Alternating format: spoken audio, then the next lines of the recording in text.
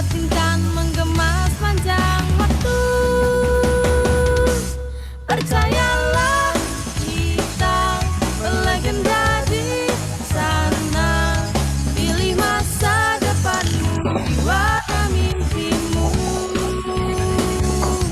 Jika kita pernah berbagi air mata, sahabat jangan lupa bahagia bersama.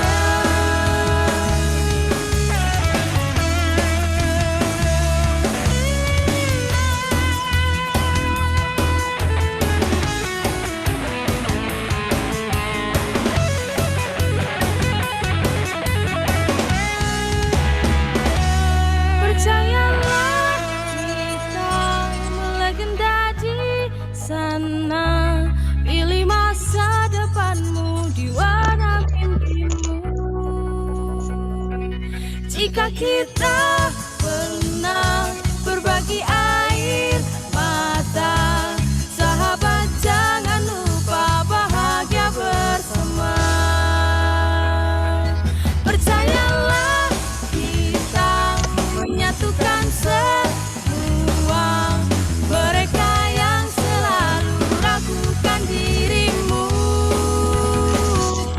Jika kita pernah berbagi air mata, sahabat jangan lupa bahagia bersama. Pilih masa depanmu di warna mimpimu. Sahabat jangan lupa bahagia bersama. Vokasi berjaya, vokasi berjaya, vokasi berjaya.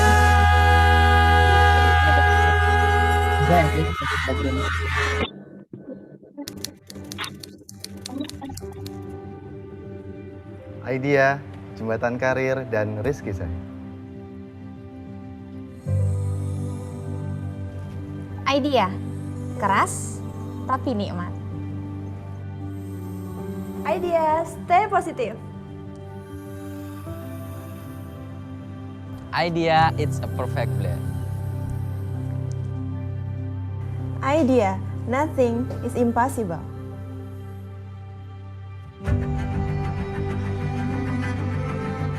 Idea, sukses, mudah, mulia.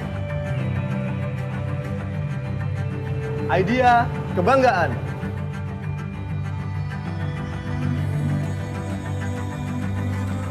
Idea, feel at home. Idea, always falling in love.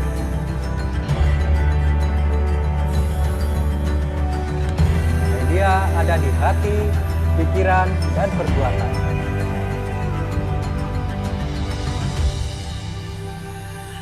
Idea, dunia akhirat dapat.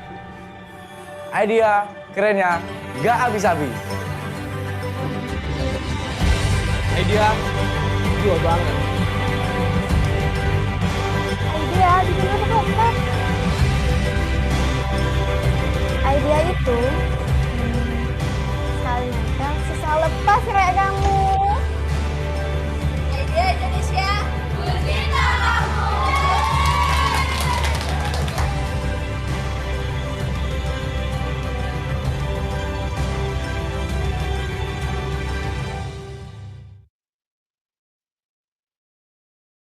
Alright, selamat siang semuanya. Selamat datang buat teman-teman yang baru saja bergabung. Kembali lagi bersama saya dengan Vivi, moderator di Sekolah Investasi Saham yang diselenggarakan oleh Idea Indonesia bersama Sukar Sekuritas. Selamat datang Pak Eko Desrianto. Terima kasih atas kehadirannya. Selamat datang buat teman-teman. Oke. Teman-teman, hari ini tetap ada daftar hadir ya. Silahkan bagi yang belum mengisi daftar hadir, linknya sudah dikirimkan di chat Zoom. Kita mulai acaranya 5 menit lagi, sambil teman-teman ngisi daftar hadirnya. Alright. Kemarin seperti yang sudah dijelaskan oleh Pak Peter James di session 1, itu kemarin kita belajar tentang pengenalan investasi pasar modal. Dari investasi itu apa sih, terus mekanisme transaksi di pasar modal itu bagaimana. Nah, hari ini pasti materinya tidak akan kalah dari yang kemarin, bahkan lebih luar biasa lagi. Apa yang akan kita bahas hari ini nanti akan dijelaskan oleh Pak Peter mengenai analisa fundamental dan teknikal pasar modal. Oke, Pak Peter, kira-kira sudah bisa kita mulai? Bisa. Baik, Oke. teman-teman semuanya, mari kita simak penjelasan materi dari Pak Peter. Teman-teman, please stay tune, nyalakan videonya, nyalakan kameranya, and alright. Mari kita dengarkan penjelasan dari Pak Peter. Untuk Pak Peter, waktu dan tempatnya kami persilahkan, Pak. Ya, terima kasih Mbak Vivi untuk waktunya. Baik, untuk materi level 2-nya, ini tentang analisa fundamental dan teknikal. Saya harap sekiranya dapat membantu sedikit atau banyak untuk Bapak dan Ibu dalam melakukan pemilihan saham. Secara garis besar sih, untuk materi kali ini, kita akan bagi jadi 2 ya, sama nanti terakhir untuk pengenalan pasar modalnya dalam transaksinya bagaimana, nanti saya akan coba tunjukkan. Baik, untuk yang materi pertamanya kita mulai tentang analisa fundamental. Baik, analisa fundamental. Analisa fundamental merupakan analisa yang berdasarkan kepada kinerja suatu emiten, dalam hal ini perusahaan, dan mengolah usaha dalam rangka untuk mencari laba. Kemudian, analisa fundamental itu tidak hanya tentang emiten, tapi mencakup juga sektoral hingga kepada ekonomi secara keseluruhan, yang dimana itu merupakan faktor eksternal dari perusahaan tersebut. Dalam hal ini, berarti kita secara fundamental menitik beratkan secara bagaimana perusahaan itu berkegiatan usaha dalam rangka untuk menghasilkan laba, dan kita menilai perusahaan tersebut secara pelaporan keuangannya yang nanti akan dianalisa dari bagaimana laba perusahaan tersebut, terus bagaimana tingkat hutangnya, terus nanti bagaimana perusahaan tersebut dari sisi permodalannya, seperti itu. Nah, untuk analisa fundamental, kenapa penting itu seperti yang kita tahu, saham itu merupakan tanda atau bukti kepemilikan dari suatu perusahaan sudah selayaknya, jadi harga saham itu mencerminkan keadaan perusahaannya. Di mana perusahaan yang berkinerja baik, harga sahamnya akan cenderung lebih stabil dan resisten terhadap perubahan yang terjadi di pasar saham atau kegiatan ekonomi gitu.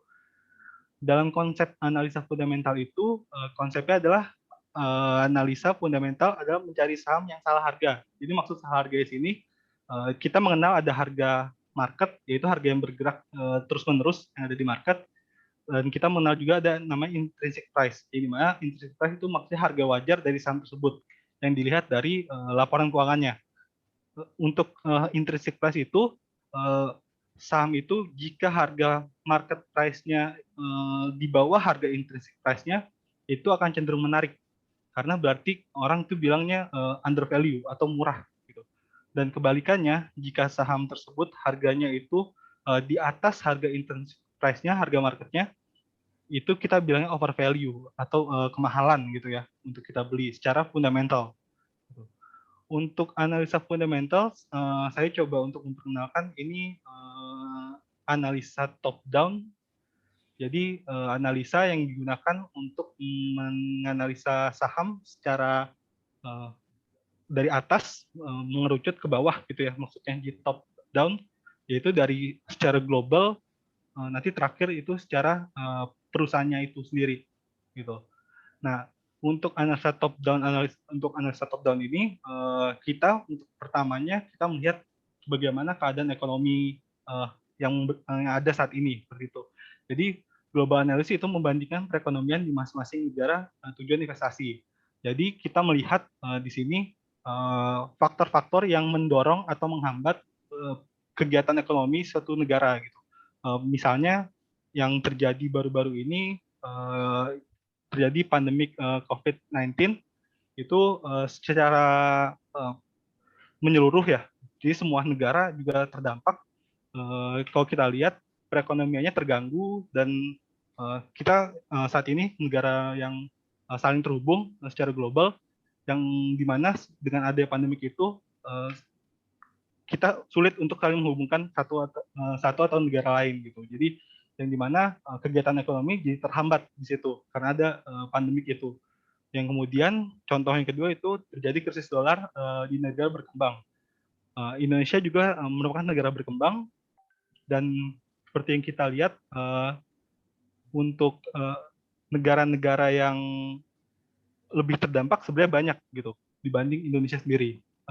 Jadi kalau kita lihat negara Amerika Latin itu secara kurs mata uangnya pelemahannya lumayan drastis. Terus di Asia itu ada Turki dan Indonesia saya lihat sih tidak begitu terdampak, tapi secara penurunan terjadi juga ya dalam beberapa tahun terakhir. Di mana kalau dilihat startnya itu dari mulai tahun 2018. Dan berikutnya itu terkait green economy, jadi perubahan industri yang menyeluruh gitu di masing-masing negara, di mana setiap negara itu sekarang lebih mengedepankan teknologi yang berbasis green, yang berbasis ini ya ramah lingkungan. Jadi ini akan mengubah beberapa industri maupun kegiatan ekonomi yang berlangsung. Jadi mungkin yang kalau dulunya itu akan masih banyak menggunakan bahan bakar fosil atau bahan bakar yang tidak ramah lingkungan, dengan sedang digalakannya green economy ini, konsumsi terhadap energi tersebut akan cenderung turun gitu ya. Dan itu mengakibatkan perubahan di industri secara menyeluruh. Yang kemudian itu ada macro trend analysis, yaitu menghitung besaran dari interest rate, terus faktor inflasi, sama government policy, peraturan pemerintah. Kemudian dari political event, berarti kegiatan politik yang sedang berlangsung di negara tersebut. Contoh yang baik terjadi itu, yang baru terjadi itu di pemilu Amerika Serikat. Jadi 2020 itu kepemimpinan di Amerika Serikat berganti dari Donald Trump jadi Joe Biden. Secara market itu semuanya banyak yang menjadi positif hampir di seluruh negara. Jadi market saham terutama di berbagai negara itu cenderung naik waktu terpilihnya Joe Biden. Ya mungkin karena sebelumnya Donald Trump itu cenderung untuk perekonomiannya dia sedikit lebih strict ya. Dan waktu itu dia juga start perang dagang dengan China yang mengakibatkan terganggunya perputaran ekonomi di beberapa negara yang banyak mungkin melakukan kegiatan ekonomi dengan Amerika atau China gitu. Kemudian kebijakan Bank Sentral US terkait inflasi US ini sih ini current event ya, jadi maksudnya event yang sedang terjadi saat ini. Jadi inflasi di Amerika itu saat ini sedang cenderung tinggi dan diproyeksikan bisa sampai di atas 2% gitu. Jadi di mana secara ekonomi itu akan cukup berbahaya untuk Amerika sendiri, dan itu dibutuhkan tindakan yang dilakukan oleh bank sentral di sana yang mengakibatkan negara-negara yang menerima dana investasi dari Amerika itu sempat terganggu juga. Jadi seperti yang terjadi waktu sekitar bulan Februari kemarin, waktu kekhawatiran ini mulai muncul, itu market kita turun lumayan dalam, dari sekitar 6.400 indeksnya sampai 5.700, dan itu saat ini masih menjadi isu ya gitu. Kemudian tax amnesty di Indonesia ini waktu terjadi di 2016, startnya sampai 2017. Waktu itu pemerintah melakukan pengampunan pajak untuk beberapa wajib pajak yang mungkin ada aset yang tidak dilaporkan atau yang tidak melaporkan pajak di tahun-tahun sebelumnya. Nah itu pemerintah melakukan pengampunan pajak dengan catatan dananya itu setelah dilakukan pengampunan pajak tidak boleh keluar dari Indonesia. Dan waktu itu secara market itu direspon sangat positif. Indeks kita tuh waktu 2016-2017 itu rally kenaikannya lumayan signifikan di 2017 sendiri itu sampai 20% ya, gitu. Nah, next itu di sektor analisis. Jadi sektor analisis itu berarti kita melihat pertumbuhan demand barang secara sektoral, serta memperhitungkan hambatan yang ada dalam industrinya. Jadi ini kita melihat secara biasanya perusahaan itu yang dalam satu lingkup sektor itu akan memiliki resiko dan kesempatan yang sama gitu. Nah, di sini kita melihat apa yang menjadi hambatan di sektor tersebut atau apa yang perubahan apa yang terjadi dalam sektor tersebut yang mengakibatkan mungkin turun atau naiknya permintaan. Nah, di sini contoh yang terjadi itu ada kenaikan permintaan nikel untuk bahan bakar electronic vehicle, mobil listrik ya. Ini mulai naik sekitar 2020 kemarin, walaupun sebenarnya dari 2019 itu sudah sempat dibahas juga tentang nikel, dan di mana kalau dilihat secara sektor karena harga nikel itu naik tinggi, saham-saham yang memiliki exposure terhadap nikel, itu berarti dia produksi nikel, itu naik harga sahamnya. Itu kalau lihat ada Antam, ada Inco, terus Harum juga karena dia baru coba masuk ke sektor tambang khususnya nikel gitu. Dan yang kedua itu naiknya kebutuhan untuk produk kesehatan. Ini terjadi tahun kemarin karena ada pandemik COVID, itu permintaan terhadap produk kesehatan baik dari vitamin, terus produk kebersihan dan obat-obatan itu cenderung naik permintaannya karena untuk dalam rangka menjaga kesehatan ya waktu itu jadi sempat di awal-awal itu mereka yang produksinya belum dinaikkan itu sampai kehabisan stok ya, jadi perusahaan-perusahaan tersebut dan mereka langsung saat kan waktu itu sempat ada terjadi ini juga lockdown PSBB ya yang dilakukan pemerintah yang dimana sempat di stop. Setelah itu dimulai lagi, mereka langsung naikkan produksinya. Dan kalau dilihat juga secara pendapatan, rata-rata perusahaan-perusahaan yang memproduksi produk kesehatan tersebut, labanya naik juga gitu. Dan yang terakhir itu stock analysis, itu jadi kita langsung melihat secara perusahaannya langsung. Jadi kita melihat perusahaannya itu dalam menghasilkan laba itu seperti apa, apakah bagus, dan kemudian yang kedua itu dilihat dari faktor hutangnya, apakah dia masih dalam kondisi yang aman atau sudah agak berbahaya gitu, dan dilihat dari nilai sahamnya terhadap harga buku sahamnya, harga bukunya gitu, harga buku perusahaannya, dan itu bisa kita gunakan sebagai acuan dalam kita untuk menentukan harga yang pantas untuk saham yang ada di market seperti itu. Berikutnya ini, jadi ini saya coba kasih lihat terkait indeks kita. Jadi seperti yang saya info waktu 2017 itu indeks kita naik 20%, opennya di 1 Januari itu di 5.260, close-nya itu di 6.355, dan itu cukup tinggi untuk kenaikan indeks dalam 1 tahun gitu. Yang dilanjutkan tahun berikutnya itu mengalami penurunan sekitar 2,7%, terus kembali tumbuh sedikit di 1,64%, terus 2020 ya karena ada pandemi itu cenderung turun 5, tapi hanya mencapai 5,2%. Jadi sebenarnya waktu pertengahan tahun itu sempat turun di bawah ini, tapi di akhir tahunnya di bawah naik gitu. Jadi hanya turun sekitar 5,2%. Dan di 2021 ini kenaikan indeks kita ini sampai per Februari 2021 dia mengalami kenaikan sekitar 4,6% gitu. Dan kalau dilihat sebenarnya secara pergerakan indeks kita posisi saat ini belum terlalu tinggi karena masih posisi tertinggi yang pernah dicapai itu ada di tahun 2018. Kita pernah sampai 6.693. Dan sekarang itu masih tertingginya baru sampai 6.500 gitu. Jadi kita belum ada kenaikan melebihi yang sebelumnya, ya gimana secara tren indeks itu akan cenderung naik secara jangka panjang, dan reporting dari beberapa analisa saham itu target indeks kita di tahun ini itu akhir tahun itu bisa mencapai 7.000 gitu. Jadi secara pergerakan ini masih ada potensi untuk naik karena hari ini aja masih sekitar 6.000, 6.200, 6.100 sampai 200 gitu ya. Jadi masih ada potensi naikkan 800 poin. Ini untuk jadi siklus ekonomi ya kita bilangnya. Jadi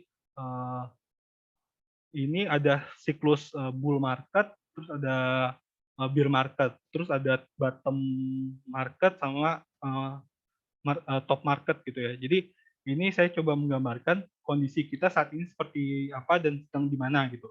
Dan kalau dilihat kita mulai penurunan di tahun 2020 ini kalau kita lihat penurunannya sudah mencapai titik bottomnya gitu di tahun kemarin dan sudah mulai mengalami kenaikan. Di mana kalau secara siklusnya itu saat mulai naik dari bottom itu yang akan naik terlebih dahulu itu finance dan itu sudah terjadi. Jadi saham-saham perbankan kita sudah naik terlebih dahulu dari akhir tahun kemarin yang kemudian setelah fase ini akan berlanjut ke bull market yang dimana akan naik saham-saham teknologi, industrial, terus basic material. Yang dimana kalau industrial itu mungkin kita ada Astra di sini, terus ada Strategic Eastman, terus untuk yang basic material kita ada perusahaan-perusahaan seperti perusahaan Sinarmas, INKP, Indah Kiat, terus ada Ciwi Kimia, terus nanti setelah masuk bull market ini dia akan rally sampai nanti kena top marketnya gitu. Jadi prosesnya ini seperti waktu top market itu kita kena berarti di sekitar tahun 2018 kemarin. Jadi mana setelah itu kena marketnya cenderung turun gitu setelah itu. Dan ternyata benar di 2018 kita ada penurunan, terus di 2019 kita stagnan tapi nggak banyak turun, dan di 2020 kita diturun sampai ke bottomnya gitu.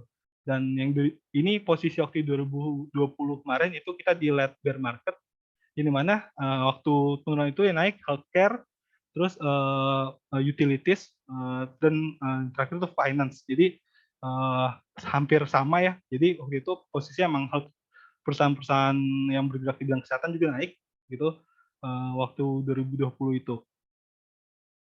Next, ini untuk kita menganalisa saham secara per perusahaan gitu ya. Ini kita melakukan analisa rasio. Ini sebenarnya rasionya sih yang tidak terlalu sulit. Jadi kalau untuk digunakan, jadi PER itu price per earning ratio merupakan rasio yang memperhitungkan laba bersih perusahaan per lembar jika dibandingkan dengan harga saham yang beredar. Jadi maksudnya harga saham itu kita bandingkan dengan kemampuan perusahaan itu menghasilkan laba. Nah, di sini rumusnya harga dibagi earning per share. Jadi maksud earning per share itu berarti laba yang dibagikan per saham, laba bersih yang akan dibagikan ke per lembar saham gitu ya. Nah, kenapa kita pakai earning per share atau laba bersih per saham? Dikarenakan laba bersih ini merupakan komponen keuangan yang akan menjadi dividen nantinya. Dengan menggunakan rasio PER, kita membandingkan modal yang kita keluarkan untuk membeli saham dengan laba bersih yang dihasilkan perusahaan tersebut. Jadi maksudnya seperti yang kita tahu, untuk hak kita sebagai pemegang saham itu kita dapat memperoleh dividen. Gitu. Dan dividen itu diambil dari laba bersih yang dihasilkan perusahaan setiap tahunnya. Nah, semakin besar EPS yang dihasilkan perusahaan tersebut, maka kemungkinan semakin besar juga laba yang dividen yang akan dibagikan ke masing-masing pemegang saham. Gitu. Jadi mungkin analoginya seperti misalnya kita modalin bisnis, misalnya jualan bakso. Yang satu bisa jual, kita modal 15 juta, dia setiap tahun bisa balikin ke kita misalnya 5 juta. Gitu. Nah, bisnis yang satu lagi, sama-sama bakso, dengan modal 15 juta, dia bisa balikin ke kita mungkin sekitar 1,5 juta. Gitu. Nah, secara nilai itu pasti akan lebih menarik yang bisa ngasilin lebih besar dibanding yang lebih kecil gitu ya. Jadi kenapa makanya semakin besar PER yang dihasilkan, maka akan semakin besar pair yang muncul gitu ya, angka yang dihitung, untuk nanti berarti akan semakin buruk. Sorry, ini bukan semakin menarik ya. Dia maksudnya semakin pair-nya semakin besar berarti semakin tidak menarik gitu untuk sahamnya. Karena berarti dengan pair yang besar, maksudnya dengan modal yang lebih besar, kita cuma bisa menghasilkan keuntungan yang lebih kecil gitu. Jadi lebih baik kalau pair-nya itu kecil karena berarti dengan modal misal pair-nya itu di angka 2 gitu. Berarti dengan modal 10 juta kita bisa dapat 5 juta gitu. Tapi kalau misal pair-nya 10 berarti kita dengan modal 10 juta kita cuma bisa dapat 1 juta. Kurang lebih perhitungannya seperti itu. Kemudian ini ada PBV dan DER. Jadi PBV itu price per book value, merupakan rasio yang memperhitungkan nilai buku perusahaan jika dibandingkan harga saham yang beredar gitu ya. Jadi ide dari di awalnya itu seperti kita tahu untuk pembukuan itu sendiri di akuntansi itu aset sama dengan utang ditambah ekuitas ya. Jadi dengan menghitung PBV ini kita ngelihat berarti posisi di sini ekuitasnya gitu. Secara ekuitas itu dibandingkan dengan harga sahamnya itu dia lebih mahal atau lebih murah gitu maksudnya. Jadi di sini kalau dilihat book value sebenarnya aset dikurangin hutang dikurangin depresiasi. Yang dimana berarti secara pembukuan book value ini adalah hak dari pemegang sahamnya gitu. Jadi pemegang aset itu ada hak atas aset yang dimana aset itu sudah dikurangi dari hutang dan depresiasi gitu maksudnya. Nah ada juga yang menyederhanakan langsung jadi dari PBV ini dia langsung menggunakan kapitalisasi pasar dibagi ekuitas gitu. Jadi maksud kapitalisasi pasar itu harga saham dikalikan jumlah keseluruhan saham yang beredar gitu. Nah semakin rendah PBV-nya maka akan semakin menarik semakin menarik gitu ya sahamnya karena PBV yang rendah itu akan menunjukkan saham itu apakah dia under value atau over value gitu PBV itu. Nah semakin rendah PBV-nya kita bisa mengasumsikan bahwa itu akan lebih baik karena dia bisa akan cenderung under value.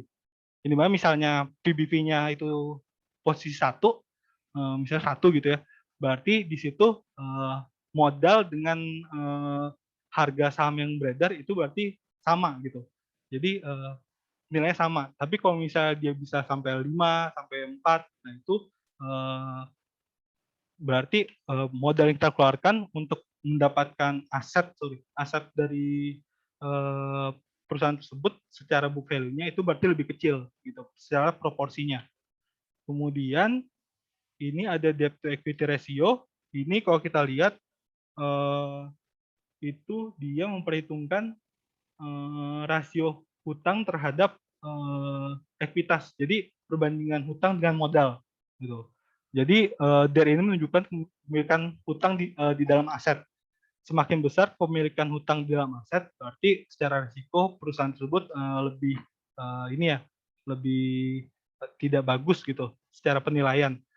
Jadi semakin tinggi DER-nya maka semakin beresiko. Jadi ini digunakan untuk perhitungan. Jadi misalnya nanti perusahaan itu misalnya dia sudah tidak beroperasi, terus semua asetnya dibagikan ke pemegang saham dan nanti berarti ada dikurangi hutang hak untuk pemilik hutang ya. Nah nanti kalau misalnya dari kecil berarti aset terhadap hak terhadap aset yang dimiliki pemegang saham itu akan cenderung lebih besar kalau DER-nya kecil. Tapi kalau DER-nya besar itu kebalikannya, berarti hak terhadap aset yang dimiliki pemegang saham itu akan cenderung lebih kecil gitu ya.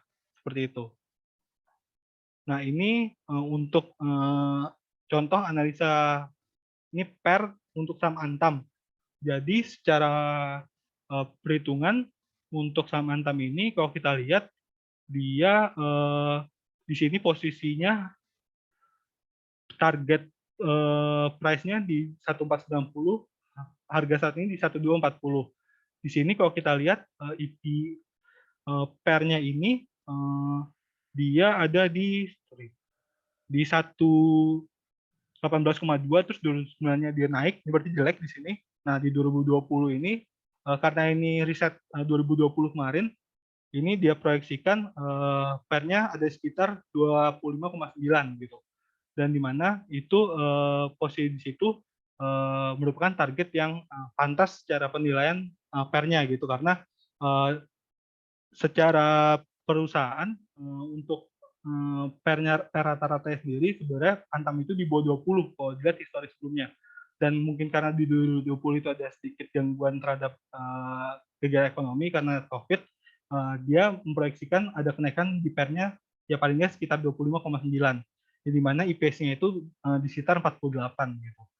Nah, di sini kalau dilihat dari posisi dia merekomendasikan, dia PD kalau akan naik sampai 14,90, di mana kenaikannya sekitar 12,9%.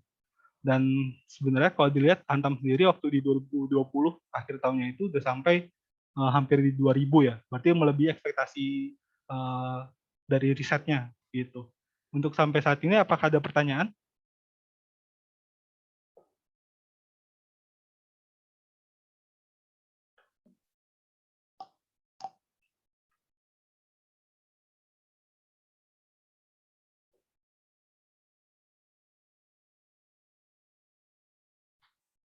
Ya.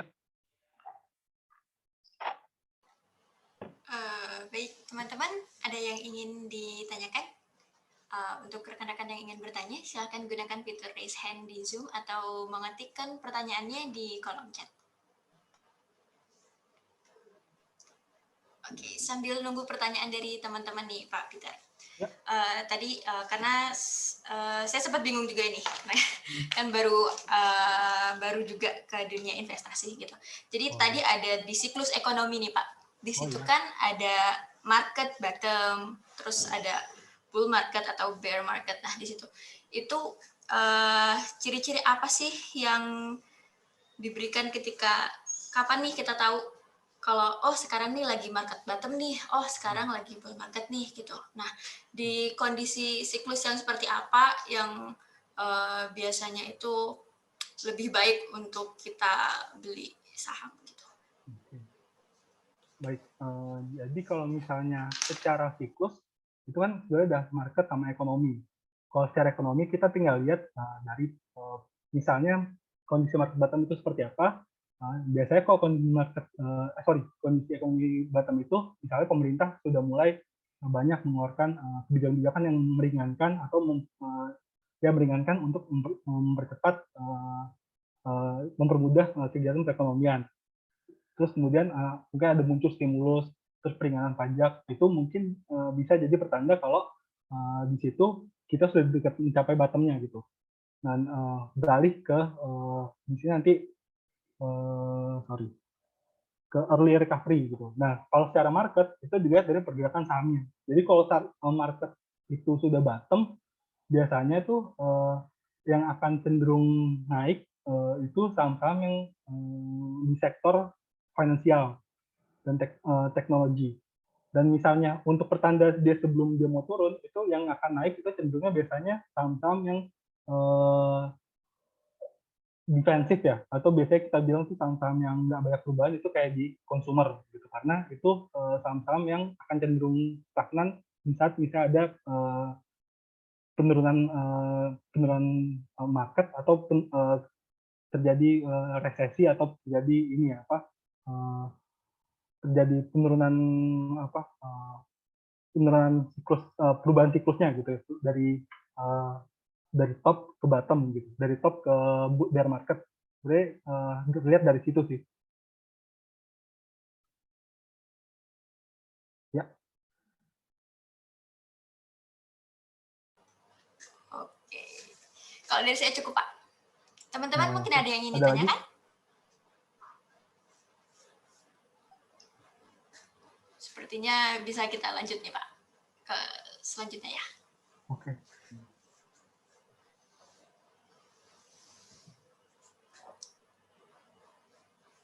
Lanjut yang berikutnya itu kita mengenai dasar analisa teknikal. Jadi untuk analisa teknikal itu berarti kita di sini menganalisa pergerakan saham yang ada di pasar secara nanti mungkin lebih banyak ke grafik gitu ya. Di sini ada 3 asumsi dari analisa teknikal. Itu yang pertama market action discount everything. Jadi maksudnya setiap pergerakan dia akan merespon, misalnya ada berita yang masuk atau misalnya ya paling paling sering berita yang masuk apa, atau misalnya ada perubahan di sisi peraturan atau dari perusahaan. Nah, itu dia langsung merespon gitu. Jadi harga market terbentuk dari persepsi market gitu. Yang kemudian itu price move in trend. Jadi saham itu condong bergerak dia dalam suatu tren, baik itu dia tren bull, maksudnya tren naik, maupun tren turun atau bear, atau mungkin kita ada yang ketiga bilangnya sideways, berarti dia stagnan, jadi naik turunnya terbatas. Yang ketiga itu ada history repeat itself. Jadi di sini maksudnya harga saham itu dia bergerak naik turun, tapi ada kemungkinan dia akan kembali ke harga sebelumnya. Jadi kemungkinan untuk berulang itu selalu ada. Jadi misalnya kayak saham-saham, misalnya Antam. Jadi kemarin dia tertinggi itu sampai di atas 3.200, kemudian dia turun sempat sampai 280 harganya. Nah, habis itu dia kembali naik sampai sekitar 3.000. Jadi dari atas turun ke bawah, dia balik lagi ke atas. Dan sekarang ada penurunan lagi, dan itu penurunannya di sekitar hampir 2080, masih 2100 ya. Dan itu berulang gitu. Dan di saham terutama untuk teknikal analis itu merupakan hal yang lumrah terjadi. Ini next. Nah, ini contohnya market action discount everything. Jadi kalau ada kenaikan harga komoditas, saham-sahamnya cenderung naik gitu. Nanti setelah selesai dia akan stagnan. Nanti ternyata harga BBM sendiri turun yang mengakibatkan penurunan, berarti ini industri secara keseluruhan ya. Dan karena harga BBM yang sendiri naik, berarti penurunan tingkat konsumsi gitu ya. Terus ada muncul lagi resesi global, langsung marketnya respon turun. Dan udah mulai dari habis resesi pertumbuhan ekonomi, dia mulai lanjut naik lagi gitu. Jadi semua yang ada itu baik dari faktor eksternal atau internal dari perusahaannya itu akan mempengaruhi pergerakan sahamnya. Ini kedua, ini price moving in trend. Ini seperti yang saya sebutkan, ini ada uptrend, terus ada downtrend, ada sideways. Jadi kalau uptrend itu berarti sahamnya dia naik terus. Dia naik, dia ada fluktuasi naik turun, tapi dia akan coba naik terus gitu. Selama posisi uptrendnya ini belum kita bilangnya belum patah ya. Dan begitu pula kalau downtrend. Saat dia downtrend, dia berarti sahamnya satu arah akan turun terus gitu sampai dia menemui titik bottomnya. Dan kalau sideways itu berarti dia sebenarnya nggak bergerak kemana-mana. Dia naik sampai titik ini, dia turun terus naik nggak jauh dari titik ini. Nanti dia turun juga nggak jauh dari titik bottomnya, nanti naik lagi di sini. Dia berulang ke sini terus ini bilangnya sideways. Jadi dia nggak akan kebawa kemana-mana untuk marketnya. Ini kemudian ini history repeat itself, seperti saya sebutkan, misal harga itu terbentuk bisa naik, nanti dia bisa turun, dia akan coba tembus kan. Misalnya dia ada penurunan, saat misalnya trennya masih cenderung naik, dia akan coba tembus lagi di harga di sini. Jadi ini akan berulang seperti ini. Jadi harganya ini akan kena beberapa kali gitu. Jadi misalnya Bapak Ibu coba untuk membeli satu saham gitu, mungkin nanti saat beli, saat dia naik, bisa kita nggak jual nih. Kita nggak jual, saat kita beli, mungkin akan naik. Terus nanti tiba-tiba turun. Turun mungkin ngelebihin dari harga modal kita. Nanti misal tidak ada hal yang menyebabkan turunan lebih lanjut, dia mungkin akan balik lagi ke harga modal kita. Dan mungkin akan naik lagi nanti seperti harga, mungkin waktu yang belum kita jual itu sempat naik, mungkin dia akan turun lagi gitu. Dan mungkin akan turun lagi dekat dengan harga yang modal kita. Jadi semuanya yang terjadi di market itu ada kemudian berulang gitu, baik dalam waktu yang pendek, dalam jangka pendek maupun jangka yang lebih panjang seperti itu. Ini untuk analisa kita paling umum kita namanya candlestick. Jadi ini chart untuk membaca saham ya. Jadi ini bentuknya seperti lilin. Jadi ini ada batangnya, ada sumbunya, baik di atas atau di bawah. Terus ada perbedaan warnanya, gitu. Kalau misalnya putih, itu berarti dia maksudnya hari itu atau misalnya ya sampai waktu itu berarti naik kondisi kondisi sahamnya gitu dalam bentuk chart. Jadi maksudnya di sini bagian bawah ini berarti open, berarti harga saat dibuka. Misalnya kita pakai chart harian, berarti ini harga dia saat kita buka dari jam 9, indeks buka jam 9. Nah, nanti ujungnya ini close, berarti saat market tutup gitu. Jadi nanti kalau untuk yang sumbunya ini kita bilang high sama low. Jadi low itu berarti harga itu kan dia naik turun, pernah apa naik, ada juga penurunan gitu. Nah, low ini berarti ini ujungnya berarti ini penurunan paling bawahnya dalam satu hari itu dia sampai mana gitu. Dan itu tergambar di sini di sumbu low ini. Dan misalnya sumbu yang di atasnya itu berarti high-nya, kebalikannya. Berarti saham itu dia pernah naik sampai berapa, sampai dia pernah menyentuh di sini, walaupun dia nggak tutup di situ gitu. Jadi ini dia nggak tutup, maksudnya sumbunya ini berarti dia pernah ke sini tapi nggak tutup di sini gitu. Jadi dia bukanya di sini, nanti tutupnya di sini. Tapi dia pernah naik sampai sini, terus dia pernah turun ternyata sampai sini gitu. Ini menggambarkan fluktuasi atau volatilitas dari sahamnya. Dan kalau kebalikannya, kalau merah, kita biasanya kalau ini merah ya, merah atau hijau. Tapi ini putih atau hitam sudah sama. Jadi kalau hitam itu berarti kebalikannya, berarti opennya di atas, tutupnya di bawah gitu. Berarti atau kita bisa bilang harga sahamnya turun. Ini mana sama. Kalau sumbu di atas berarti harga tertinggi berasal sampai sini, harga terendahnya pernah sampai sini. Seperti itu. Ini contoh misalnya untuk pergerakannya. Ini jadi kalau dilihat sumbu candle ini penurunannya ini semakin lebar atau semakin panjang candlenya berarti menggambarkan pergerakannya itu semakin ini ya, semakin banyak gitu, semakin besar. Ini kalau merah berarti dia turun, berarti dia tadinya open di sini terus tutupnya sampai di sini. Nah, kebalikannya kalau dia hijau berarti dia tadinya di sini bukanya, nah kemudian dia tutupnya di sini. Dan ini dia sempat pernah naik di atasnya lagi. Kalau dia ada sumbu di atasnya, berarti secara pergerakan dia pernah naik sampai sini, terus tapi tutupnya di sini gitu. Next, ini kita belajar tentang support and resistance. Ini sebenarnya paling umum yang bisa digunakan untuk kita melakukan analisa teknikal. Di mana support and resistance itu menggambarkan bahwa naik turunnya harga saham itu memiliki batas. Jadi ada penahannya gitu ya, baik penahan di atas atau penahan di bawah.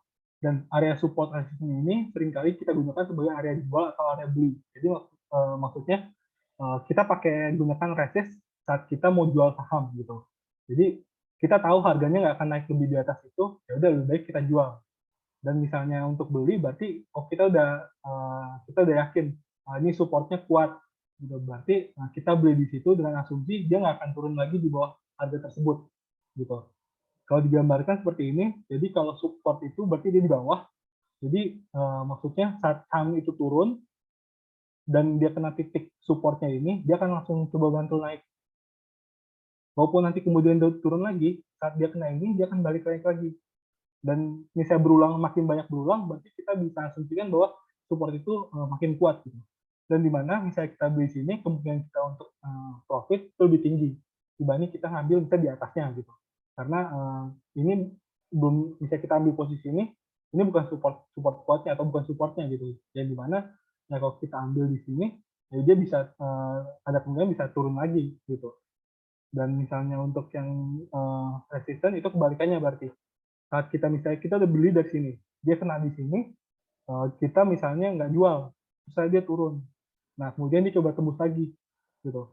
Nah, tapi dia balik turun lagi, nah berarti kita bisa menandakan kalau resisten ini kuat dan lebih baik kalau kita ada pegang sahamnya, kita lebih baik jual di sini terlebih dahulu, karena kebiasaannya kalau misalnya resist itu sulit untuk ditembus, yang ada nanti setelah itu ya ada terjadi penurunan gitu. Ya mungkin di bawah modal pembelian sahamnya yang kita lakukan.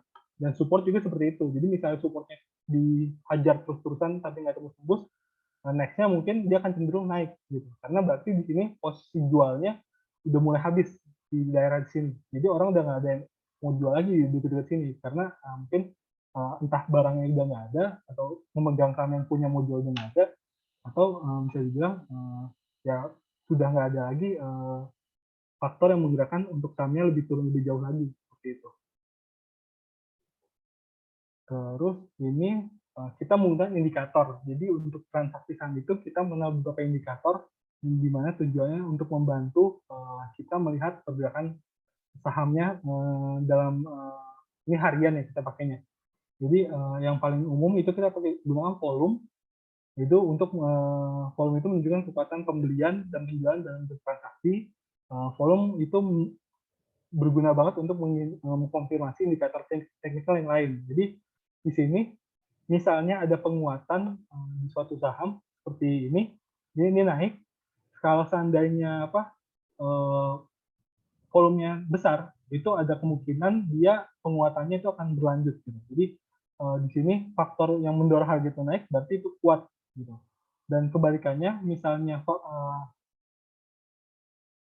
volumenya itu kecil, itu cenderung berarti misalnya naik tapi volume kecil, itu biasanya temporary gitu. Karena berarti kenaikannya hanya kenaikan dari ya bisa jadi karena penurunan dari permintaan atau dari penawarannya juga gitu. Jadi dari dua sisi turun, berarti di sini volumenya akan kelihatan turun juga gitu. Dan misal turun pun begitu, misal dia turun volume besar, kita biasanya lebih berhati-hati karena saat dia turun, kemungkinan untuk turun lebih lanjut dia akan lebih besar seperti itu. Jadi volume ini juga berguna, misalnya saat saham itu sedang lebih baik turunnya, dan kalau dilihat misalnya turunnya itu sudah mulai turun volumenya juga. Nah kita bisa mengindikasikan kalau penjual untuk penurunan dari saham tersebut diakibatkan karena penjualannya itu udah mulai habis. Jadi untuk dia turun lebih jauh lagi harusnya udah mulai terbatas gitu. Nah itu kita bisa asumsikan untuk kita melakukan pembelian gitu. Dan untuk penjual untuk saat naik juga gitu. Kalau udah naik terus ternyata pas naik tapi di beberapa hari berikutnya udah mulai turun volumenya, lebih baik kita ikut jual aja langsung di situ. Karena berarti untuk kenaikannya itu udah akan terbatas karena dari faktor pembeliannya itu udah nggak ada lagi. Berarti sisanya ya tinggal turun aja. Next. Ini kita indikator kedua. Ini indikator slow stochastic. Ini jadi nanti ada di chart di support juga. Kalau dilihat, jadi ini ada di bagian bawah ini. Ini stochastic. Kita pakai yang slow. Jadi ini untuk mengukur kekuatan market, dia posisinya sudah oversold atau overbought. Jadi oversold itu maksudnya untuk dilakukan penjualan di saham yang sama itu lagi itu udah mulai cenderung turun. Jadi udah nggak ada lagi yang mau jual di harga tersebut yang mengakibatkan ya udah berarti saham itu kecenderungan turunnya udah mulai berkurang. Dan kebalikannya overbought itu berarti misalnya dulu naik terus udah mulai turun kemampuan untuk belinya, berarti kemungkinan besar setelah itu misalnya dia masuk fase overbought dia akan cenderung turun. Nah kalau dilihat di sini ini terlihat dari gambaran grafik di bawah ini juga. Jadi ini ada angkanya 20 dari 0 sampai 80 ya di atas 80. Kita biasanya ngukurnya saham yang sudah oversold atau untuk turunnya itu sudah tidak jauh lagi, itu dia sudah biasanya sudah di bawah 20. Ini. Jadi angkanya di bawah 20. Biasanya ini kita kalau kita mau coba untuk beli sebenarnya bisa. Karena di sini kita asumsikan posisi orang untuk jualnya itu udah cenderung lebih menurun gitu. Walaupun sebenarnya kayak gini. Ini di bawah 20 tapi dia naik dikit tapi dia akan turun lagi. Ini dikarenakan mungkin trennya belum putus untuk downtrendnya. Tapi saat dia udah sentuh di sini, dia akan ada coba untuk melakukan kenaikan juga gitu di sini. Sampai misalnya posisi di sini, ini udah di bawah 20, akhirnya setelah itu ya udah dia akan lebih cenderung naik setelah itunya. Dan kebalikannya, saham itu saat, dia sudah menyentuh, eee, di atas 80 berarti, udah overbought gitu, dia akan cenderung, mengalami penurunan seperti di sini. Jadi dia posisi di atas 80. Kalau misalnya posisi di atas 80 seperti ini, dia kecenderungan turunnya lebih besar, walaupun bisa di sini, dia ada jadi saat dia kena call di sini dia akan turun. Terus tadi, dia mulai agak recover sedikit, tapi saat udah kena 80 lagi dia ada candle merah lagi muncul, gitu. Sampai titik di sini, akhirnya dia melanjutkan penurunan gitu, sampai dia kembali ke titik oversold-nya lagi, gitu. Jadi, ini lumayan membantu saat nanti kita mau beli sahamnya. Dia misalnya udah oversold, misalnya udah kena bottom, terus udah maksudnya bottom secara support, terus udah kena oversold juga, nah itu kita bisa coba untuk beli sahamnya, gitu. Dan ini ada 2 garis, jadi, kita sebenarnya bisa menilai juga dari garis ini, misalnya garis yang biru ini bersinggungan ke atas ke garis yang kuning, itu sebenarnya kita bisa melakukan, pembelian di situ karena kita bilang ada crossing, dari garis stokastiknya, jadi garis, yang biru ini lebih pendek, waktunya, yang kuning ini lebih panjang. Jadi saat yang lebih pendek, melewati lebih panjang, ini misalnya dia crossing-nya ke atas, itu kita, biasanya secara teknikal melihatnya ini, ada golden cross ya. Jadi, asumsinya saham ini saat udah posisi seperti ini akan cenderung naik gitu. Dan kebalikannya misalnya dia crossing ke bawah, seperti ini yang biru crossing ke bawah, di bawahnya yang kuning, ini berarti dia cenderung akan turun seperti itu. Ini next. Ini Bollinger Bands. Jadi Bollinger Bands ini sebenarnya kurang lebih sama buat mengukur dia oversold atau overbought. Jadi, di sini kita ada 3 garis, ada upper bands, ada middle bands, ada lower bands. Jadi, saat, saham itu bergerak mengenai upper band-nya, di sini kecenderungan untuk saham itu turun lebih besar. Jadi setelah dia kena, dia turun. Nanti dia mulai turun, misalnya nanti dia mulai kena, lower band-nya. Nah, kalau dia mulai deket nempel sama lower band-nya, ini kecenderungan dia untuk, balik naik itu, lebih besar gitu. Nah, indikator ini sangat membantu misalnya kondisi market, yang, sideways gitu. Jadi sideways, pergerakannya terbatas, nah itu kita bisa pakai Bollinger Band gitu. Karena, dia akan cenderung, pergerakannya terbatas, sampai, pergerakan ini aja ya, jadi untuk secara pergerakan itu dia akan cenderung, terbatas sampai ke, fluktuasinya itu sampai volatilitasnya aja, jadi volatilitas dari sahamnya gitu.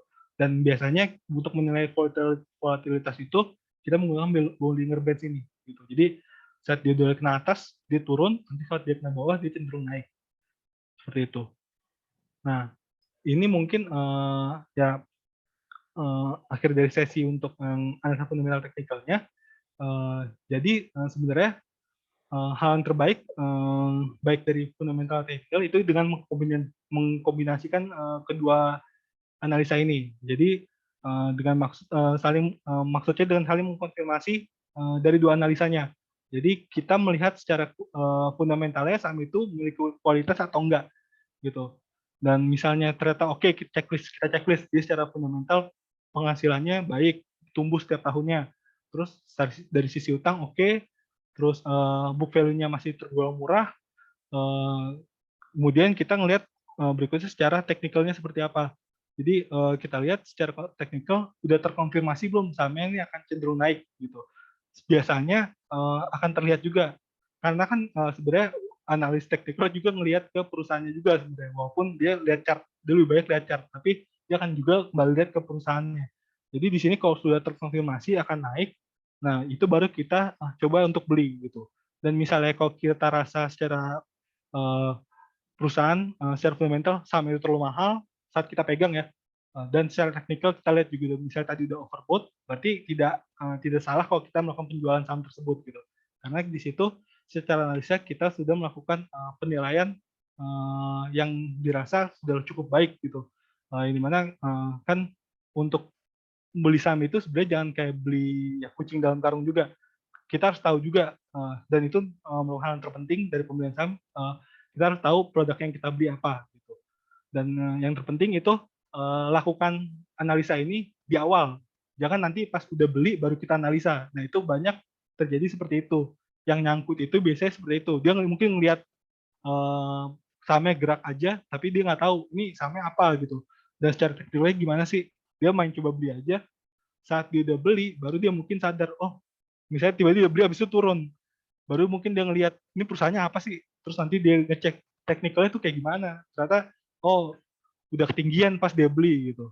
Dia cuma ngelihat misalnya tahu-tahu saham itu hari itu naik 5% atau 10%. Dan saat dia ikut beli habis itu ternyata turun. Nah, itu yang harusnya sebaiknya dihindari. Jadi antara analisa fundamental dan teknikal itu mungkin kita menganalogikannya seperti analisa fundamental itu dia peta. Jadi peta itu kan menunjukkan titik kemana yang mau kita tuju. Misalnya kayak ini peta harta karun. Jadi harta karun itu ya berarti profit kita gitu. Dengan ada peta kita berarti bisa membayangkan arahnya mau kemana gitu kan. Terus kita harus bergerak kemana gitu. Dan untuk teknikal itu kita menganalogikan seperti peralatannya, perlengkapannya untuk mendapatkan harta karun tersebut. Jadi kita udah tahu nih tujuannya ke sana, tapi kita butuh alat untuk meyakinkan kalau kita benar berjalan ke arah sana gitu kan. Berarti kita ada butuh kompas dan nanti kita mungkin saat udah di titik itu kita butuh juga ya alat untuk mengambil harta karun tersebut gitu. Jadi dua analisa ini sama-sama baiknya dan lebih baik kita menggunakan kedua-duanya dibanding menitik beratkan ya, di salah satunya gitu. Jadi lebih baik kita mungkin kalau misalnya di awal lebih prefer teknikal, sebenarnya nggak apa-apa, tapi jangan dilepas fundamentalnya. Atau misalnya lebih prefer fundamental, tapi ya teknikalnya kita belajar juga. Jadi kurang lebih seperti itu. Ya, sampai saat ini apakah ada pertanyaan?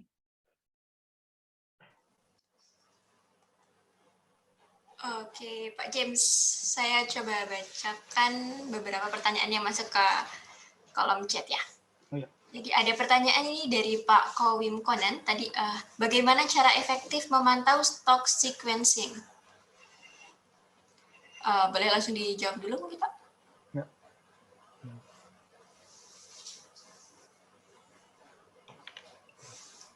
Ya.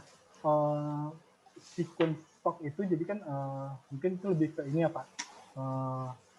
Saham itu pergerakannya berulang itu seperti apa? Dan kalau dilihat misalnya kita melihat secara fundamental, biasanya saham itu dia kita mengenal ada saham-saham yang cenderung ini ya saham-saham siklus. Jadi misalnya akhir tahun pendapatannya akan naik, nanti di pertengahan tahun cenderung stagnan gitu. Dan biasanya sahamnya akan bergerak seperti itu karena nanti kan saat nanti akan ada keluar laporan keuangan setiap per 3 bulan, jadi akan terlihat tuh di situ saham-sahamnya. Jadi misalnya bergerak, contoh misalnya kayak saham-saham di sektor batu bara, energi ya. Jadi itu kecenderungan bisa naik di akhir tahun sampai awal tahun. Yang dimana di situ konsumsi energi lebih cenderung naik ya, tapi terutama yang di luar negeri. Karena kan beberapa negara subtropis itu dia mengalami musim dingin, yang dimana di saat musim dingin itu dia cenderung terjadi peningkatan konsumsi di konsumsi energinya gitu ya. Secara teknikal kita biasanya melihat untuk siklus pergerakan saham itu kenaikan penurunannya itu kita melihatnya ini Pak. Jadi saham itu kebiasaan yang sering muncul setiap sekitar bulan Januari ya Desember Januari itu cenderung naik. Jadi rally panjangnya itu kebanyakan akhir tahun sama awal tahun. Nanti kemudian mulai stagnan turun itu di sekitar bulan Juni, Juli, karena nanti biasanya itu Oktober ada penurunan, nanti habis mulai itu dia rally di akhir tahun gitu. Jadi siklus itu sebenarnya berulang. Makanya ada yang bilang Januari effect, terus bulan Mei misalnya ada sell on May, berarti ada penurunan. Di situ sih biasanya kita jadikan sebagai sequence yang terjadi di pasar saham gitu. Di mana ya setiap tahun itu terjadi juga gitu. Gitu sih. Alright, thank you Pak Peter atas jawabannya. Mudah-mudahan membantu ya Pak Kowim ya. Selanjutnya ada dari Bu Eva Olivia ini Pak. Kalau mau investasi jangka panjang, untuk kedua analisis fundamental dan juga teknikal, apa perlu dipelajari semua? Baik.